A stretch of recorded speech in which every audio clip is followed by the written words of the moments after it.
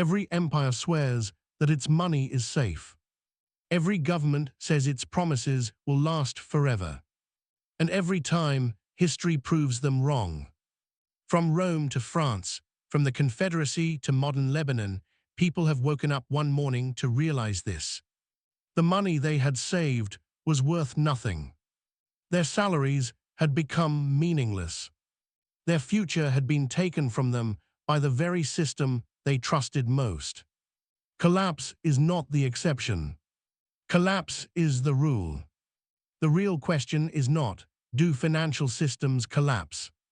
The real question is, how do you protect yourself during the collapse? Everything we believe to be permanent is the most dangerous illusion of all. We look at our bank accounts, trust our national currencies, and assume they are rock solid.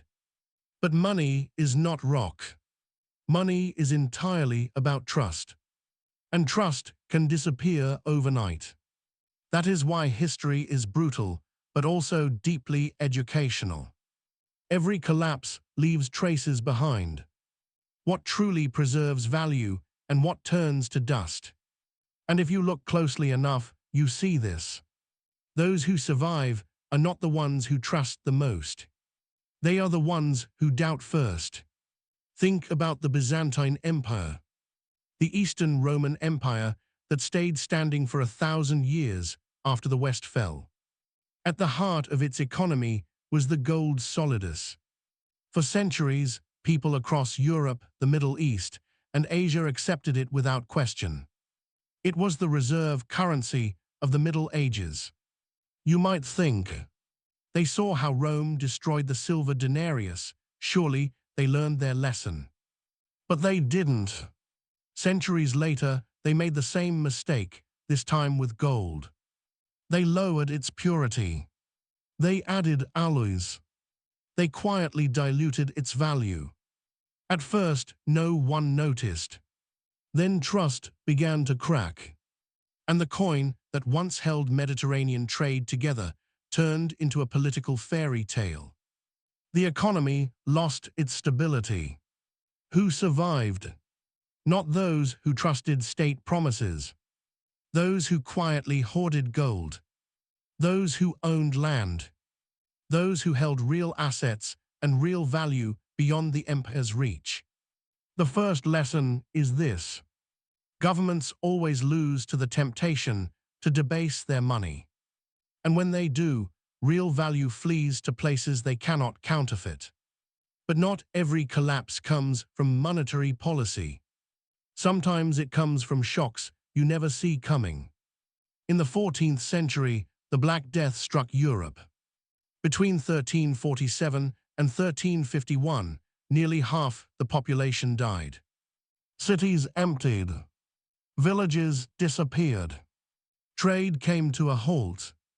Yet the economic consequences were more complex than expected.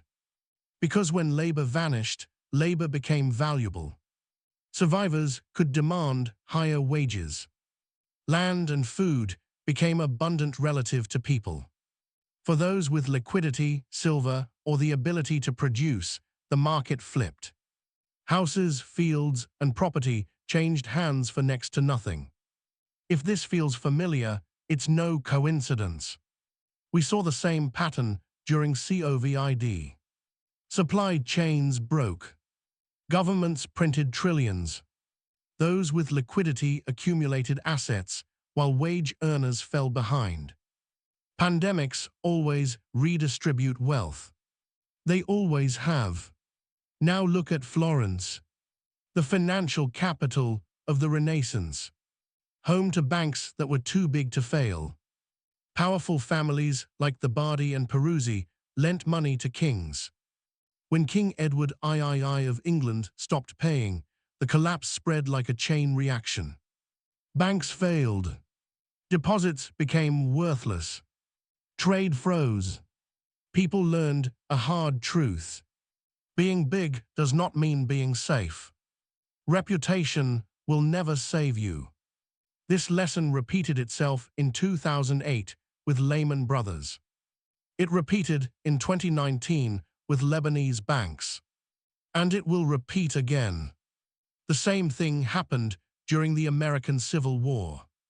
The North printed greenbacks. The South printed graybacks. Both fueled inflation.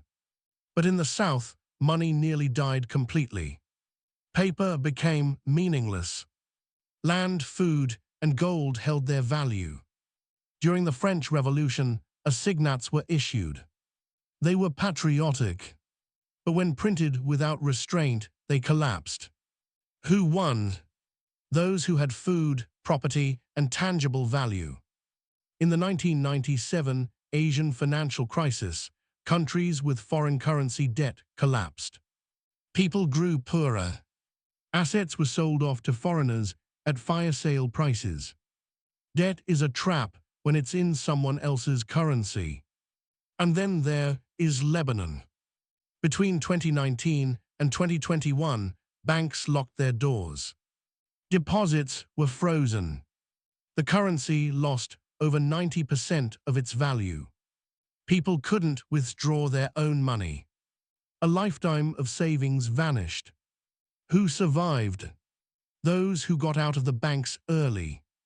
Those with gold, property, or assets abroad. History tells us this. Money collapses. Institutions collapse. But value creation never stops. Collapse is both disaster and opportunity. For the unprepared, it is destruction. For the prepared, it is wealth. Real protection comes from tangible assets, transferable skills, and knowing that illusions always collapse. So the question is this: will you cling to promises or to reality? History already gives all the answers. I just show you where to look.